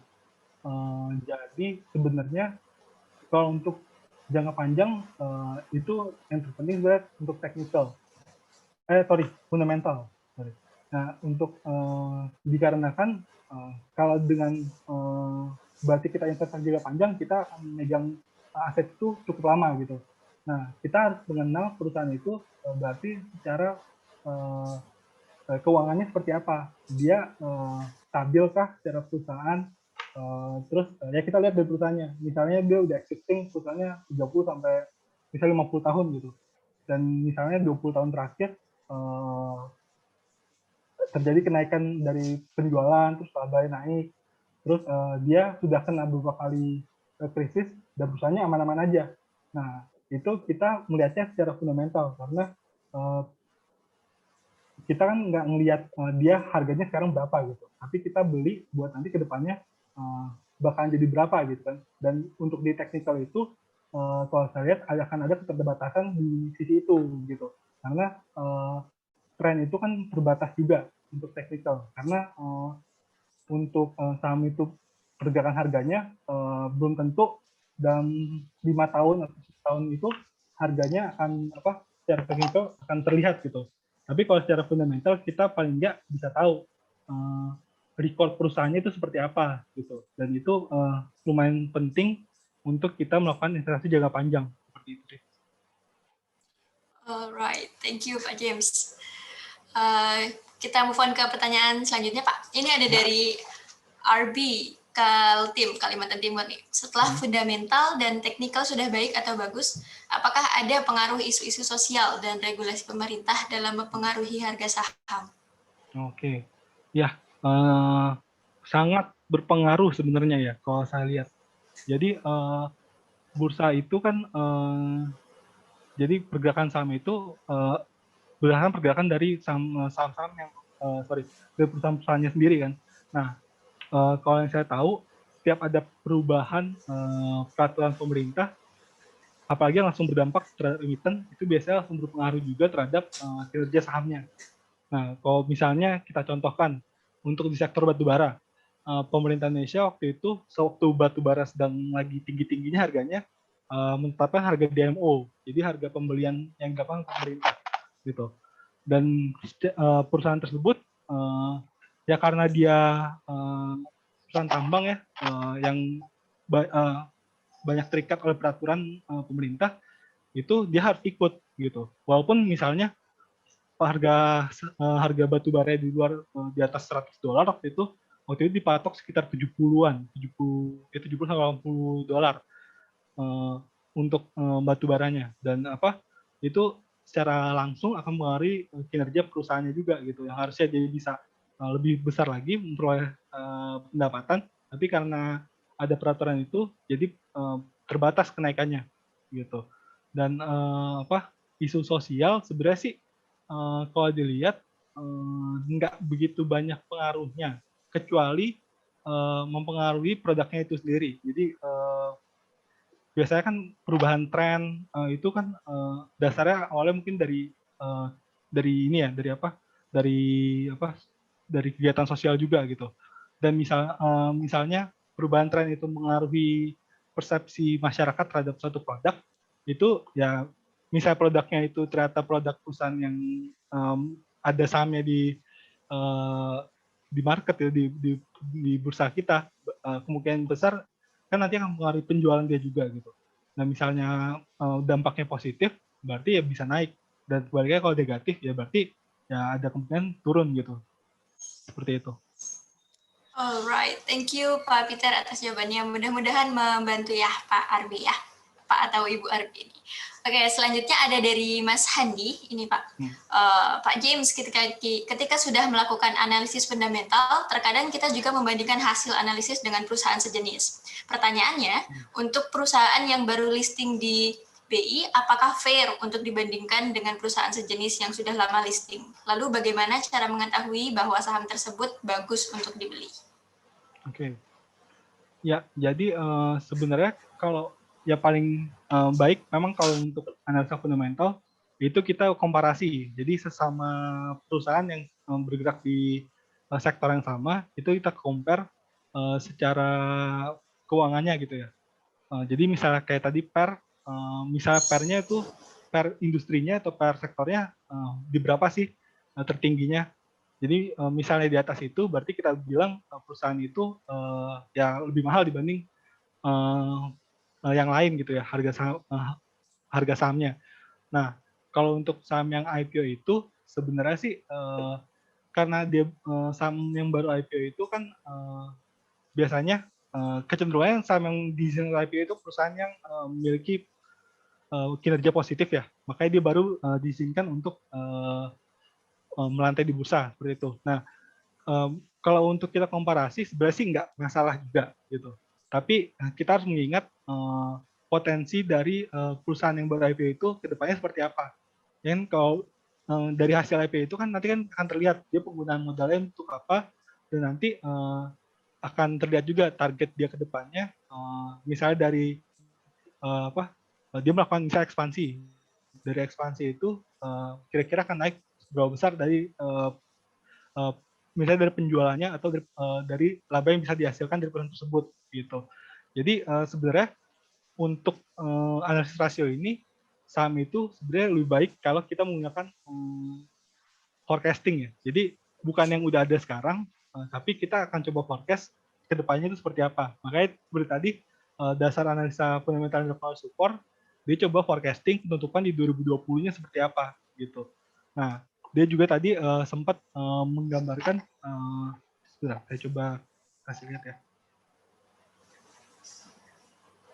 Dia coba menggambarkan untuk forecasting rasio keuangan di 2021 sampai bahkan 2022 gitu. Nah ini kalau kita lihat perusahaan IPO baru IPO itu kita harus pertimbangkan dari sisi itu juga gitu sih. Alright, thank you Pak Peter. Mudah-mudahan membantu ya Mas Handi. Kita move ke pertanyaan selanjutnya nih Pak. Ada dari Mbak Ernasari. Oke.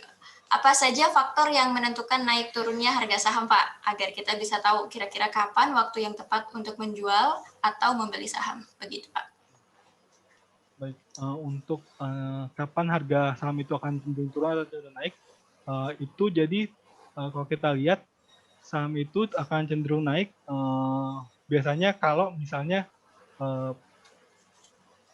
ada ini apa kita bilang sentimen positif. Jadi semakin banyak sentimen positif yang masuk ke market, itu biasanya saham itu akan cenderung naik gitu. Misalnya kalau dari ya kayak kemarin itu kita di 2020 yang sehabis Joe Biden terpilih itu kan naik saham kita. Belum lama setelah itu seminggu nggak sampai cuma beberapa hari setelahnya itu udah sentimen positif lagi itu dari vaksin. Waktu itu yang awal itu dari AstraZeneca ya masuk. Nah itu marketnya rally lagi. Jadi semakin banyak sentimen positif, market itu akan cenderung naiknya lebih cepat gitu. Dan kebalikannya, kalau misalnya sentimen negatifnya makin banyak, nah itu biasanya dia makin cepat turunnya juga gitu. Dan kalau dilihat pergerakan itu sebenarnya harusnya sih nggak berdasarkan sentimen aja gitu ya. Tapi secara pergerakan market itu kita harus lihat juga saat nanti market sudah maksudnya masuk di posisi peak atau tertingginya itu setelah itu misalnya tidak ada hal yang bisa mendorong saham itu untuk kembali naik lagi, itu kecenderungan akan turun gitu. Ini terlihat dari pergerakan bursa kita sekitar 3 tahun ke belakang. Jadi di sekitar 6.300 6.400 habis itu saham kita turun cenderungnya gitu. Jadi berarti di situ kita bisa asumsikan ya sekitar 6.400 itu dalam beberapa tahun terakhir itu adalah harga posisi tertinggi saham kita, indeks kita waktu itu gitu. Nah, dengan harapan sudah 3 tahun ini sudah seperti itu, di 2020 ini ada harapan kita bisa melakukan kenaikan gitu, maksudnya melebihi dari yang tertinggi kita yang sebelumnya. Gitu sih. Alright, thank you Pak Peter. Mudah-mudahan menjawab pertanyaannya ya, Bu Erna Sari. Sepertinya sudah cukup untuk pertanyaannya, belum ada yang masuk lagi nih Pak. Kita bisa lanjut lagi. Oh ya. Silakan Pak. Berikutnya mungkin saya akan coba memperlihatkan untuk bagaimana transaksi bursa dilakukan. Ini saya coba share.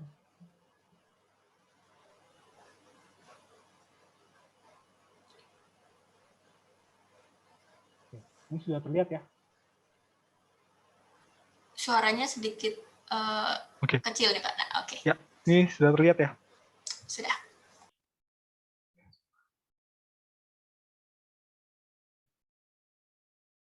Nah, ini saat ini masih buka ya market kita. Jadi bursa saham sendiri itu dibuka jam 9 pagi untuk sesi pertama sampai dengan 11.30 untuk saat ini. Terus nanti buka lagi jam 13.30 sampai dengan nanti sekitar jam 15 ya. Jam 3 sore, 15.15 terakhirnya. Nah, ini kalau dilihat pergerakan saham ini tergambar dari pergerakan di running trade. Jadi semua transaksi yang berjalan itu akan terlihat di sini. Semua saham yang ditransaksikan akan muncul di sini. Itu dari sahamnya apa, harganya di berapa, terus jumlahnya berapa lot, terus nanti perubahan dari harga pembukanya berapa. Dan kalau dilihat ini transaksinya terjadi sepersekian detik gitu. Jadi ada terus yang menggambarkan kalau ya transaksi di bursa itu dia terus banyak gitu ya, dan terus berjalan. Nah, sistem transaksi di bursa itu kan dia seperti kita bilangnya lelang ya, bidding saham. Jadi di sini ada sisi bid, ada sisi offer. Yang dimana maksudnya bid offer itu dua sisi ini sama-sama masih penawaran. Yang itu di kiri ini penawaran untuk beli, di kanan ini penawaran untuk jual. Nah, penawaran untuk beli ini berarti maksudnya orang-orang yang memasang harga di sini dia bermaksud untuk membeli sahamnya gitu, tapi dia posisinya masih antri. Jadi tidak langsung beli tapi dia coba antri. Dan kebalikannya untuk di offer ini posisi orang yang melakukan antri untuk jual gitu. Jadi orang-orang yang pasang harga sini dia memiliki tujuan untuk menjual sahamnya tapi di harga yang lebih tinggi gitu dibanding harga orang yang mau beli. Jadi di sini untuk kita dapat sahamnya berarti kita kalau kita mau antri berarti kita menunggu sampai ada orang yang mau jual di harga itu gitu maksudnya. Dan tapi misalnya kita mau langsung beli atau mau langsung dapat itu berarti kita bisa langsung mengikuti harga penjualan orang lain gitu. Misalnya di sini 3490 harga orang mau jualan. Kalau kita mau beli saham Telkom, di sini kita ikut melakukan pembelian di harga 3490. Ini kita bisa langsung dapat sahamnya. Gitu. Dan kebalikannya misalnya kita udah punya saham Telkom, kita mau jual sahamnya, kita bisa mau jual misalnya mau langsung laku gitu ya. Kita jualnya di harga orang yang mau beli, berarti di 3480. Gini. Nah, ini proses transaksinya seperti ini. Gitu. Dan transaksinya ini dilakukan langsung gitu ya. Jadi saat harga udah kena, dia langsung misalnya udah harga kena, nanti akan langsung muncul di kita bilang namanya portofolio saham. Jadi nanti di portofolio ini akan terlihat saham yang kita miliki apa, nanti kita terlihat juga berapa lot yang kita pegang, dan harga modalnya akan terlihat juga gitu. Kalau kebalikannya, misalnya kita saat jual itu nanti saham yang kita jual itu misalnya sudah laku gitu ya, nanti dari portofolio itu akan hilang gitu. Dan nanti untuk posisi dananya misalnya saat kita beli dia akan langsung terpotong dari pembelian. Dan nanti saat misalnya kita udah jual, nanti sahamnya udah nggak ada, berarti nanti cash-nya yang masuk gitu. Nah, di proses transaksi ini aplikasi yang ada di Sukor. Jadi untuk melakukan pembeliannya kita bisa langsung klik menu buy-nya. Nanti kita masukin client ID-nya udah otomatis. Nanti kita tinggal masukkan saham yang mau kita beli apa. misalnya saham BNI. Nanti kita masukin harganya mau beli di berapa, misalnya di harga 6.500 gitu ya. Di harga 5.900. Misalnya kita beli 10 lot. Nanti akan muncul nominalnya berapa dengan kita melakukan pembelian 10 lot ini. Kalau kita udah oke, berarti tinggal kita klik buy-nya. Gitu. Nanti dia akan otomatis masuk ordernya. Dan sama seperti ini, melakukan penjualan juga seperti ini. Ya kita tinggal masukkan kode saham yang kita miliki, terus nanti kita mau jual di harga berapa, nanti kita tinggal masukkan jumlah yang mau kita jual gitu. Sebenarnya untuk transaksinya sekarang sangat mudah karena semuanya bisa dilakukan langsung sendiri oleh nasabahnya, dan ada versi di handphonenya juga yang saya rasa kayak mungkin lebih nyaman kalau misalnya kalau nasabah mobile dia lebih suka mungkin lewat versi handphone gitu ya. Tapi kalau dia lebih suka untuk lebih banyak feature gitu, mungkin dia akan lebih suka menggunakan yang versi komputer gitu sih. Nah, di sini juga di aplikasi Sukor kita ada charting, jadi seperti tadi digunakan untuk analisa teknikalnya, kita bisa melihat di sini secara pergerakan sahamnya seperti apa. Misalnya ini ada di Antam, kita lihat Antam itu bergerak dari berapa sampai ke berapa. Di sini kita bisa melakukan analisa untuk saham Antamnya menggunakan berbagai indikator.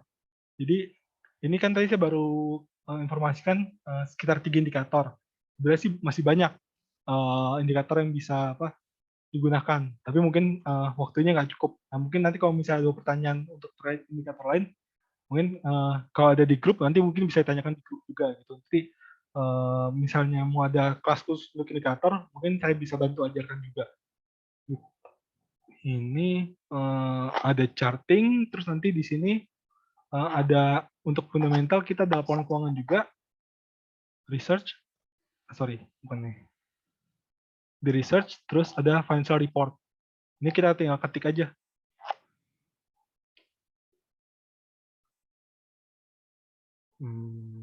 Kita tinggal ketik aja kode sahamnya apa. Misalnya kita cari kode sahamnya BRI. Ini akan langsung keluar laporan keuangannya. Ini sampai berarti periode ya kuartal 4 2020. Ini kita bisa cek secara keuangan seperti apa. Ini dia langsung akan muncul ini rasio-rasio yang tadi saya sebutkan, dia ada langsung muncul pair-nya di berapa. Terus di sini book value-nya sebentar. Book value-nya ada langsung di sini berapa. Terus DAR-nya juga ada. Jadi cukup mudah. Jadi untuk kita gunakan misalnya kita nggak harus rapot-rapot, harus ambil laporan keuangan dari emitennya gitu. Jadi sebenarnya kan emiten itu wajib mengeluarkan laporan keuangan dan dilaporkan ke bursa ya untuk laporan keuangan tersebut. Nah, kita sebenarnya bisa ambil laporan keuangan itu dari bursa. Tapi dengan ada aplikasi ini cukup memudahkan. Jadi kita nggak harus melihat laporan keuangan yang bisa sampai ya puluhan sampai ratusan halaman. Ini langsung sama aplikasi ini langsung dimasukkan poin-poin yang bisa digunakan untuk melakukan analisa fundamentalnya gitu. Kemudian paling mungkin itu kalau untuk fitur-fitur yang ada di Sukor yang mungkin buat kenalan di awal ya. Nanti misalnya mau tahu lebih banyak, mungkin nanti bisa ditanyakan. Nanti saya coba bikin materinya lagi terkait aplikasinya gitu. Mungkin sampai saat ini ada lagi mau ditanyakan? Ada pertanyaan masuk lagi nih Pak. Boleh. Dari RB Kaltim lagi nih. Untuk spot register persyaratannya apa saja? Sebelum buy, apakah kita mesti melakukan deposit terlebih dahulu? Transaksi buy dan sell apakah real time? Oke. Jadi saya coba jawab. Untuk register aplikasi kita saat ini bisa dilakukan secara online, tapi dengan catatan harus memiliki rekening BCA. yang dimana nanti saat itu dilakukan pembukaan rekeningnya, nanti berarti nasabah itu akan dibukakan, misal dia nggak punya SID, dia akan dibikinkan SID-nya, nanti kemudian dibukakan sub rekeningnya untuk penyimpanan sahamnya. Yang ketiga akan dibuka RDN-nya, rekening dana nasabah, yaitu rekening untuk penyimpanan dana untuk transaksi sahamnya. Nah, sebelum bisa melakukan transaksi, tiga poin itu harus selesai dulu, gitu. Jadi semua sudah siap, RDN itu sudah ada, baru nanti bisa dilakukan deposit dana, gitu, ke rekening yang dibukakan melalui Sukor itu. Rekeningnya dibukakan atas nama nasabah juga. Cuman nasabahnya nggak buka langsung, tapi melalui Sukor Sekuritas, gitu. Karena harus melalui bukan RDN itu harus melalui ini ya, perusahaan sekuritas, gitu. Karena biar supaya terhubung dengan sistem yang ada di Sukor. Terus transaksi buy dan sell apakah real time? Pasti real time, karena transaksi yang berjalan ini hanya berlangsung selama jam perdagangan ini dibuka, gitu. Dan secara transaksi, untuk setiap transaksinya itu, baik transaksi beli atau transaksi jual yang sudah dipasang atau yang sudah kena, itu langsung terkirim di sistem bursa, gitu, sepersekian detik biasanya. Jadi semua transaksi yang ada di sini sama perdagangan itu transaksi real time. Baik, thank you Pak Peter atas Ya. jawabannya. Ada pertanyaan selanjutnya nih Pak, dari Mbak Tutiana. Bagaimana memantau saham yang sudah kita miliki, Pak? Baik, jadi tujuan, kita mungkin lihat dari tujuannya dulu. Udah beli saham, next-nya mau apa, gitu. Nah, kalau misalnya itu, kalau kita misalnya untuk jangka panjang, mungkin kita tinggal pantau aja saham itu harganya udah di berapa, terus udah balik ke harga modal lagi kita atau udah jauh di atasnya, gitu. Kalau misalnya kita masih pikir, oh sahamnya masih bagus kok, saat misalnya kita harganya turun balik ke harga modal kita, mungkin kita bisa nambah, gitu, bisa nambah pembelian sahamnya.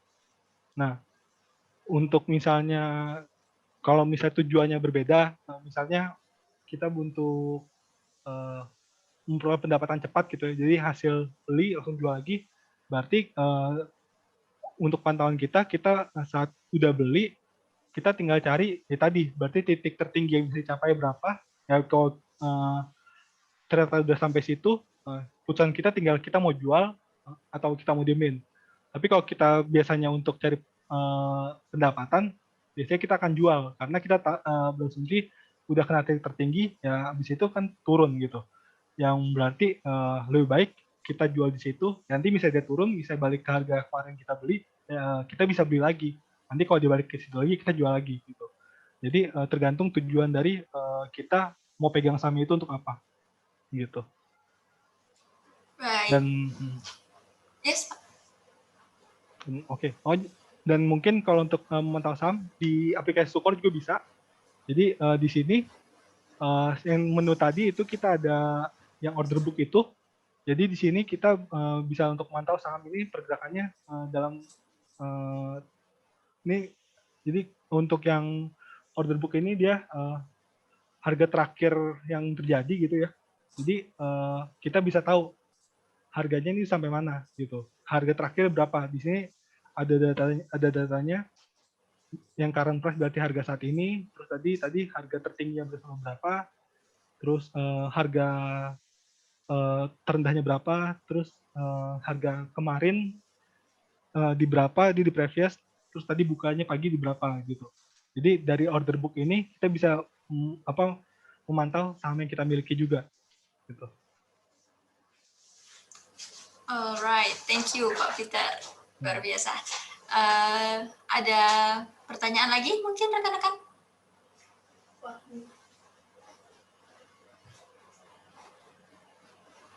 Belum ada?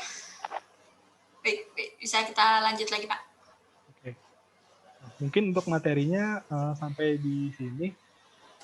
Mungkin Bapak dan Ibu yang mungkin berencana untuk melakukan pembukaan rekening, nanti bisa saya share untuk tata cara pembukaan rekeningnya. Oh, sorry Sorry Pak, ternyata ada yang angkat tangan nih tadi. Oh, Mas sorry. Fahmi. Mas Fahmi ingin Oh, Sofan. bertanya. Oke, Mas Dadu bisa di-on-kan untuk mic-nya Mas Fahmi?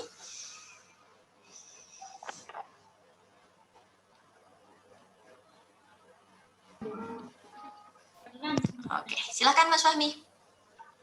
Baik, selamat sore. Sore. Terima kasih Miss Vivi. Ya, baik Pak Peter. Jadi saya menanyakan mengenai basic-basic. Jadi dari awal saya melihat dari penjelasan Pak Peter di bagian kedua dan bagian ketiga, berarti dari analisis fenomena teknikal ini adalah analisis utama ya Pak ya, yang digunakan untuk memilih saham yang bagus. Artinya berarti bukan hanya menghasilkan profit yang maksimal, juga menciptakan portofolio saham yang bagus ya Pak ya. Ya. Ya, jadi yang saya ingin tanya sebenarnya basic-basicnya saja.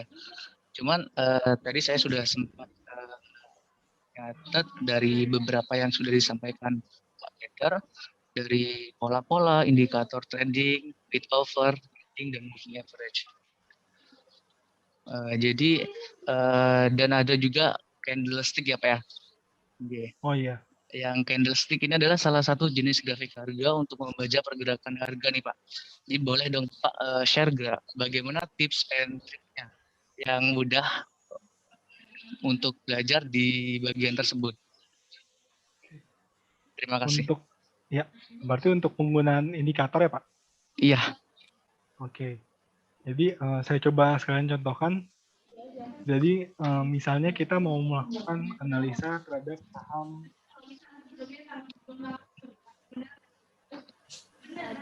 Antam ya. Boleh. Ini kita lihat untuk saham Antam hari ini mengalami kenaikan dari terendahnya itu 2.200 sampai 2.440. Nah, kita coba masukkan beberapa indikator. Misalnya volume, kemudian Bollinger Bands-nya,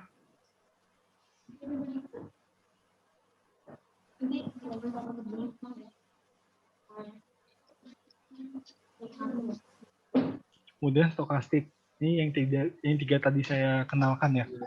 Ini kalau dilihat secara pergerakan Antam itu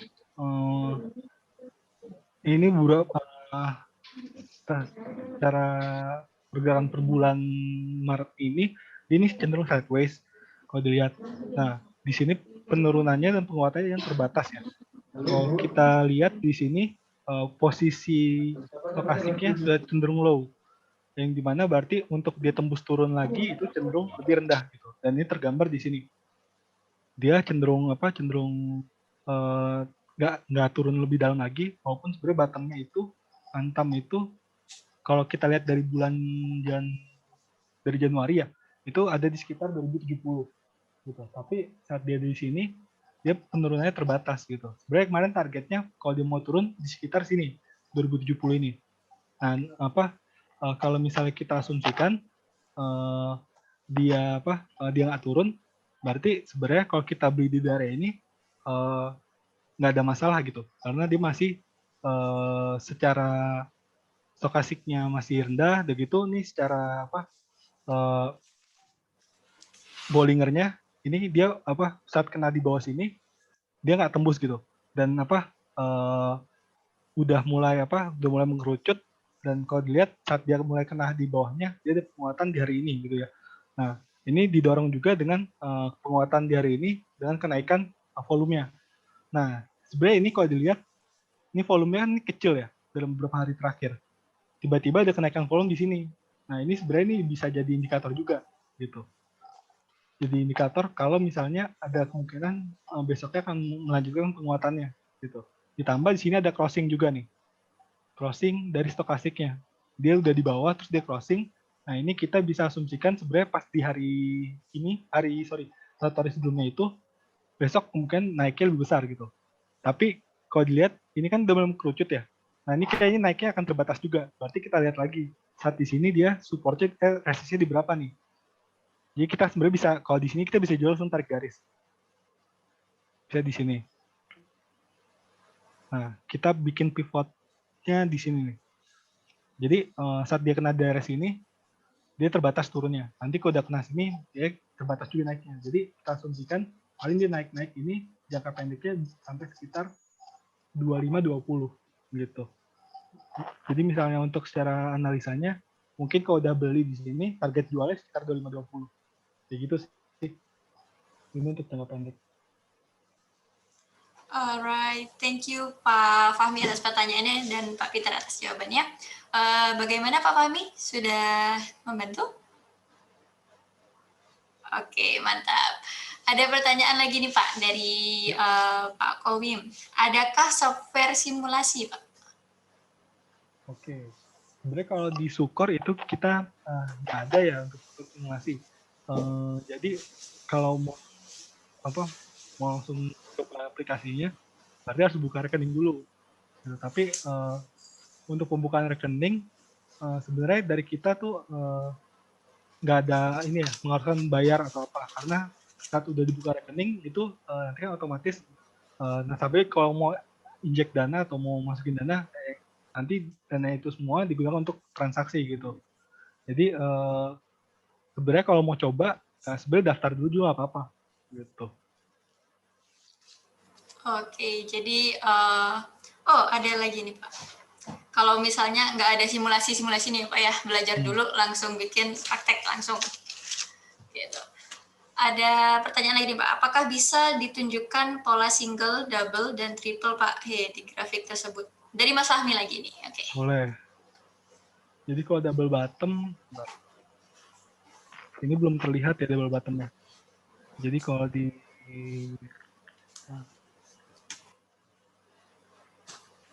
kalau dilihat sebenarnya sempat terjadi itu bukan double bottom tapi ini ya double top di sini.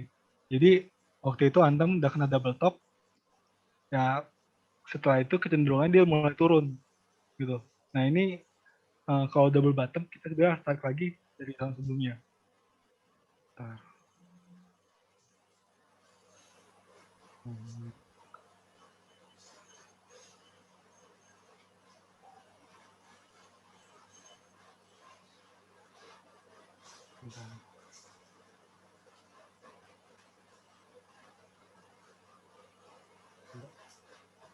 Ini coba saya lihat. Double bottom.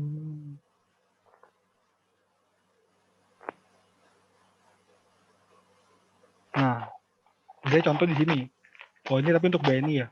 Ini sempat terjadi double bottom. Jadi kita asumsikan dia turun sampai sini. Kemudian dia nggak, setelah itu dia coba turun lagi, tapi nggak sampai menembus titik di mana bottom dia sebelumnya. Sorry, ini ya.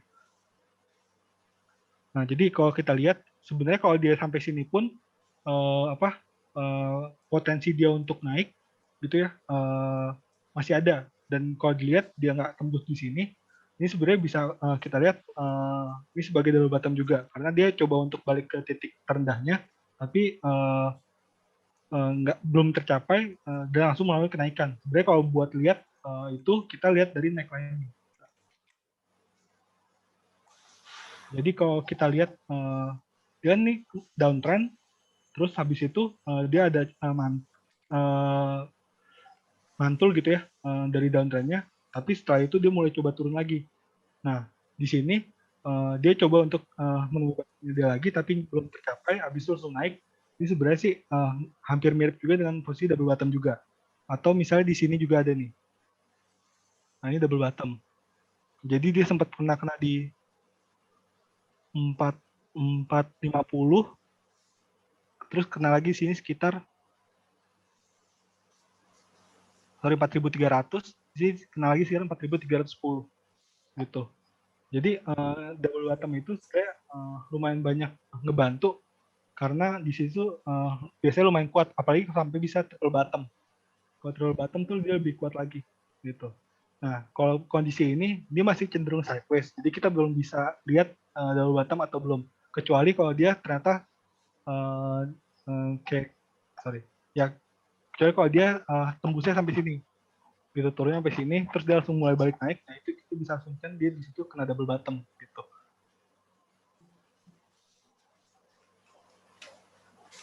Gitu sih. Alright. Bagaimana Pak Fahmi? Baik, cukup. Terima kasih Pak Peter atas jawabannya. Ya. Mungkin teman-teman ada yang masih memiliki pertanyaan?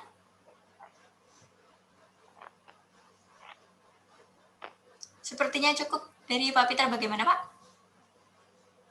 Mungkin dari saya cukup gitu. Ya mungkin seperti tadi untuk yang mau melakukan pembukaan rekening nanti mungkin bisa dibantu diinfokan ke saya nanti. Jadi karena online harus melalui rekening, harus memiliki rekening BCA gitu ya. Nah nanti mungkin bisa dikoordinasikan juga dengan saya nanti misalnya untuk pembukaan rekening itu saya coba checking juga dari pihak Sukor karena untuk rekening online itu kita dilakukan melalui pusat gitu. Nanti saya coba checking melalui pusat juga misalnya dan peserta yang dari IDEA mau melakukan pembukaan rekeningnya gitu. Atau misalnya butuh dipandu mungkin nanti bisa WhatsApp saya juga. Bisa mungkin nanti Mbak yang untuk itu di grupnya siapa ya, Mbak? Nanti bisa dengan saya, dengan Vivi atau Mbak Oke, Egi Pak. berarti nanti bisa tanya Mbak Vivi juga. Mungkin nanti saya coba share ke Mbak Vivi juga untuk terkait pembukaan rekening Sukor. Siap. Baik, terima kasih atas materi hari ini Pak Peter James, luar biasa sekali menambah wawasan kita. Teman-teman, bagi teman-teman yang belum join ke grup Telegram Sekolah Investasi Saham, berikut saya kirimkan linknya kembali di grup chat Zoom. Nanti mohon untuk standby di grupnya untuk informasi terkait session khusus selanjutnya nih untuk teman-teman yang ingin belajar langsung untuk bertransaksi dan juga bagi yang ingin melihat atau memiliki kopi dari materi yang disampaikan hari kemarin dan juga hari ini nanti juga akan di-share di grup Telegram Sekolah Investasi Saham begitu. Oke, untuk hari ini mungkin sampai di sini dulu. Pak Peter, thank you so much untuk materinya. Rekan-rekan semua, terima kasih atas partisipasinya. Sebelumnya untuk closing nih Pak, kita mau take documentation dulu. Teman-teman semuanya boleh di-on-kan kameranya.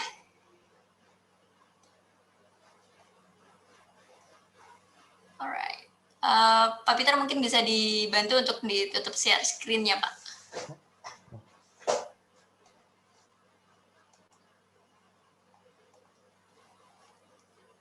Oke, ayo Man, ini belum on semua nih kameranya nih. Ada Mas Danang Priyadana, Bu Erna, Bu Eva. Oke, senyum. Yuk, 1, 2, 3. Alright, selanjutnya sekali lagi ya. 1, sebentar. Oke, 1, 2, 3. Oke, terima kasih semuanya teman-teman atas partisipasinya di Sekolah Investasi Saham. Kita ketemu lagi di sesi khusus selanjutnya bagi teman-teman yang ingin langsung belajar bertransaksi ya. Nanti untuk pertanyaan-pertanyaan terkait sesi selanjutnya atau materi-materi yang sebelumnya bisa langsung ditanyakan ke grup Telegram Sekolah Investasi Saham yang diselenggarakan oleh IDEA Indonesia bersama Sukor Sekuritas. Demikian dari saya Vivi selaku moderator dari kedua acara kita kemarin dan hari ini. Kami tutup. Selamat sore dan wassalamualaikum warahmatullahi wabarakatuh. Bye-bye. See you tomorrow teman-teman.